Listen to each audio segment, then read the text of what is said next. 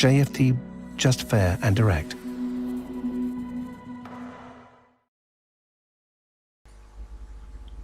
Okay, hello and good morning everyone. Welcome to JFD Traders Espresso with me, Darius Anucauskas. Today's the 18th of February 2021. So yep, welcome everyone. Welcome to this Thursday's morning session where we're going to have a very quick look at the markets, a few of the charts, the usual stuff. But basically before we do that, let's quickly have a read through our risk disclaimer. So, the content we produce does not constitute investment advice or investment recommendation, should not be considered as such, and does not in any way constitute an invitation to acquire any financial instrument or product. As always, I'll give you a few seconds to read the rest and we can continue.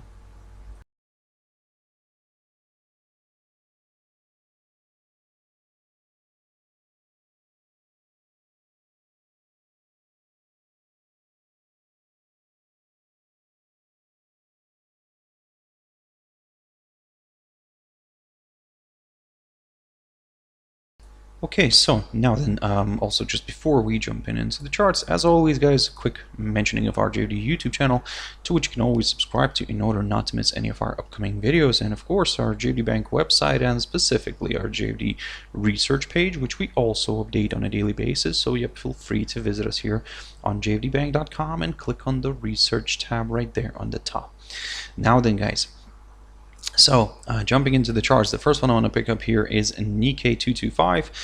So the index kind of tried to drift higher today, however still ended up being in the red for the day, and it kind of pushed above this 30,297 territory that I keep talking about, but then yep, quickly kind of got back below it. So now, now looking at this picture, we are taking a bit of a careful approach here. We're going to be very careful and cautious, because if of course this continues to trade below this 30,297 territory, which by the way, let me just quickly remind you what that level is the low here of July, the lowest point of July of 1990, and if the index continues to trade below that area, then we could go for a bit of a corrective move here to the downside. So let's see if that's going to work out. Shanghai Composite, so the first trading day after a long holiday, you can see the index did explode initially to the upside. However, the index drifted back down and well, it closed below this 3,685 territory. I spoke about this level previously, and just to remind you what that level was in the past here, that's the highest point of December of 2015. So the index drifted back below it, and in a way now, looking at this picture, there is a possibility maybe to see a bit of a corrective move here lower, as long as the price stays below this 3,685 zone. If it pushes back above it, yes, there is a chance for higher levels, but at this point, probably to play it safe, a push above the today's high here near the 3,731-32 zone would be needed. And then yes, we could go a bit more kind of to the upside probably. I can see in chat room, good morning Klaus to you too.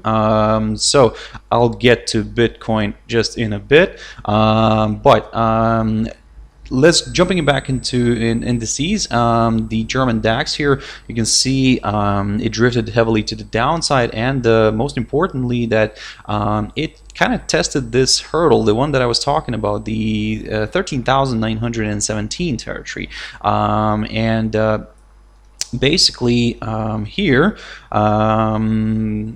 we can see that the index first of all closed below the 21-day EMA, and just fractionally below that 13,917 territory. So in a way, everything's kind of in a way leaning towards the downside right now. However, let's be very careful, because we did get these overshoots below the 21-day EMA. However, previously we didn't get the close below the 21-day EMA. So now it's a bit of a different story. avoid. And also, if you probably have already noticed, or maybe you haven't noticed this, but we seem to be forming a possible double top here pattern. So with the two heads here, and the neckline being this whole area. I wouldn't actually specify just one level, but this whole area around the 13,866 territory, somewhere around here, and this 13,917. So in other words, if you want to be on the safe side, guys, if you're really kind of trying to be on the safe side here, yes, you could wait for a drop below this 13,866 territory, but we also have this little low here, the low of the 10th of February. And if I'm not mistaken, that's the low of the 10th of February. The lowest point of February is still around here, basically. But again, now basically, again, what you could do here is, as I said, we could start looking at some slightly lower areas, but of course not going too crazy on this idea, because don't get me wrong, I mean, the markets are still kind of in somewhat of a risk on environment. However, the German index is a little bit on the bearish side somehow. I mean, but again, let's see how it plays out. I mean, we could end up being with a lot of false breakouts.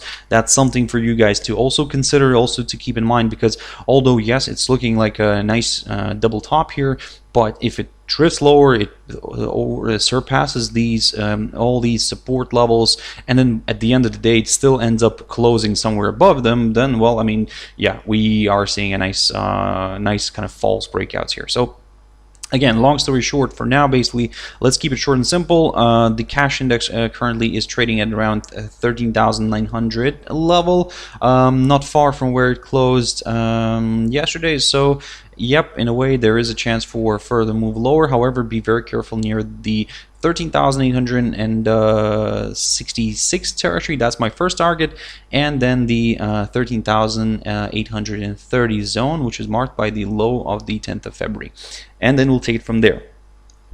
Jumping into another index, and this is the dollar index. Quick update: DXY, so pushed nicely to the upside. In a way, it seems like it wants to continue traveling higher, but as I've said to you guys yesterday, and basically the same analysis will remain, kind of neutral right now, because the price continues to oscillate around the 21-day EMA, and it's not really doing much. So if we get a push above somewhere above the 91.24 territory, now that's maybe could be a little bit more interesting here, and more buyers could join in. So yeah, keep that in mind. Jumping into gold. Gold is pushing back up here, or at least trying to push back up. However, yesterday, if you remember, I told you guys that for me, I'm leaning a little bit more towards the downside, especially if also the price falls below the 1785 territory, and this is exactly what happened. The price fell here, and well, it didn't really quite reach this 1765 territory, my other target, but it still is on the table, because if the 1785 territory now continues to provide decent resistance, now that's where it could become very interesting again, and yep, further declines here could be possible here. Well, further declines at least towards the 1765 territory, and then I would take it from there. Excuse me. But if it climbs back above the 1785 zone, yeah, I mean, it could increase its chances maybe of drifting back up here. However, I would be very careful probably still, and I mean, you could start looking maybe at this high, the yesterday's high, just for the kind of sake of it. So maybe a pop above the 1795 territory could increase the chances for this commodity to drift back up here again. But again, with the upside, it's a little bit tricky. I do understand we have loads of room here up until this downside line, so a nice corrective move here could be possible, but probably, like I said, keep your eyes on the 1795 territory. I might reevaluate this depending on how this is gonna run, but yeah, for now the big question here is, can we get back above the 1785 territory? If we can, maybe higher levels could be met, but if we cannot, then yep, I'm still sticking to that that 1765 level here. Now, Brent Oil. I talked about this one as well. I didn't jump in there. Brent Oil. So this, I mean, look at this spectacular moves. I mean, if this will reverse, I think that this will reverse with a huge bang. I mean, it might not really have a subtle, let's say, reversal here. I think this could just sharply decline, and that's it basically. And then we'll have to just kind of reevaluate everything again. But coming to the same point again, if we look at this picture here, I mean, you can see that yes, the 21-day EMA kind of is, or I should say, the price is getting further away from the 21-day EMA. But it's not really kind of stopping here anywhere. And yesterday I've mentioned that my next target is the 65.98 zone, or if you want, you can round it up towards the 66 level. That's marked by the high of the 20th of January of 2020. That's going to be my next potential level here.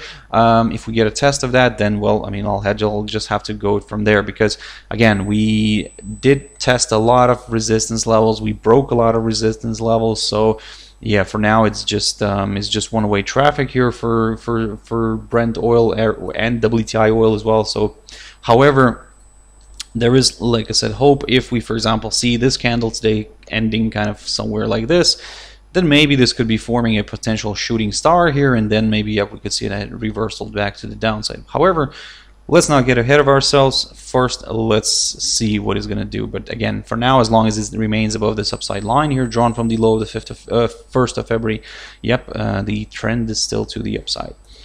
Bitcoin. So 52 territory, we've managed to reach that. So yesterday we discussed this, yeah, we managed to reach the 52. The only thing, I mean, what we did here, we overcame the 51 barrier here, and yep, it just kind of exploded further and pushed north here. So of course the big question here is, can this stay and can this continue rallying? I mean, first of all, let me just get rid of this, probably this idea that I've initially talked about, this potential kind of rising channel. But yeah, it broke the upper side of that pattern, and now basically again dragging to the top of yesterday here, marking the top of yesterday, and that's roughly around the 52,577 territory. You can see that today the crypto did test that area again. However, so far it's struggling to push further north. Of course, don't get me wrong, I mean, overall we are very, very stretched here to the upside. I mean, it's just parabolic, and I mean, wow. We didn't have such a strong move even in 2017, at the end of 2017. So yeah, guys, for now, basically, long story short, I would say be very careful. Of course, all the crypto bulls will say that this might go even to 100,000. Again, yes, it could, but we don't know. I mean, and that's why we can, when you're doing technical analysis, basically, I mean, you're kind of analyzing historic data, historic price action. So basically, for now, I mean, these are uncharted territories, or should I say, were uncharted territories. I mean, if it pushes above the 52,577, this is going to be again an uncharted territory, and well, I mean, the sky's the limit. It could be 54, it could be 57, it could be a nice, beautiful round number of 60. But again, I mean, the only thing which you can do is, for example, yes, if it pops above this 52,577, if you've entered somewhere here, if it pushes higher, I mean, you have your stop loss on a break even, just in case this suddenly reverses back down, because what you don't want to get here is basically capture a strong drop here to the downside and being on the wrong side of it. So again, that's the game plan whenever we have new all-time highs. Similar story with the indices as well right now with the US ones. I mean, we're hitting these all-time highs, and yeah, so you can only put your stop loss in case, and if it stopped you out, that's fine. I mean, you can enter again. I mean, you can enter again and again and again. The only thing is that be reasonable and don't kind of over speculate on that too much, guys, because don't get me wrong, at some point this will go down, but again, when that's again, we haven't seen a nice kind of reversal signal yet. So yeah, that's why for now it's just kind of one-way traffic here. AUDCAD. So this one is still okay. This one I've mentioned yesterday. So basically, the whole kind of idea here is still the same. I need that 0.9851 break here. I need that level to get broken in order, and I would not only actually broken, but also kind of I need the daily close. That's what I need. Basically, I kept saying this over and over that I need that daily close, and yes, in a way, higher levels then could be met. So again, be very careful with this. Be very cautious, and yep. For now, it's looking quite positive here. However, I'm still not getting that that daily candle staying above this area. If I do get that, then yes, my next target is the 0.99 territory here. Just coming back to Bitcoin, I can see Klaus here mentioning the Fibonacci extension. Yes, of course, you can use that. I mean, whatever, guys, works for you. I mean, that's one of the options to have a look at it. But again, don't forget that it also is sometimes a little bit subjective, I would say, because depending on how you draw it, from where you draw it, are you going to capture this low here and drag it up to here, or are you going to capture this low? So it's, again, it's you can draw a bunch of those Fibonacci extensions. Yes, if one of the levels probably will end up working, but then you'll overcrowd your chart. And yeah, I mean, I like to try to keep it simple here, guys. I mean, it's, again, I applied my Dow theory, so yeah, for now, I mean, it seems to be working. So let's see if where this is going to end up going with the Bitcoin. I mean, USDCHF. So here the pair finally pushed above that 0.8983 territory. I talked about this one, and finally, yes, I mean, now it seems that there is a bit of a potential kind of move here to the upside. So now again, for now, basically what I'm going to do here is I'm going to stick to the upside a little bit. I mean, especially if the rate continues to balance just kind of above that 100-day EMA. If it drifts back down here, this is my neutral, all this is my neutral territory. By the way, I need to kind of redraw this a little bit because this is a bit getting crowded here. This downside line no longer needed. I'll keep an eye on this upside line here.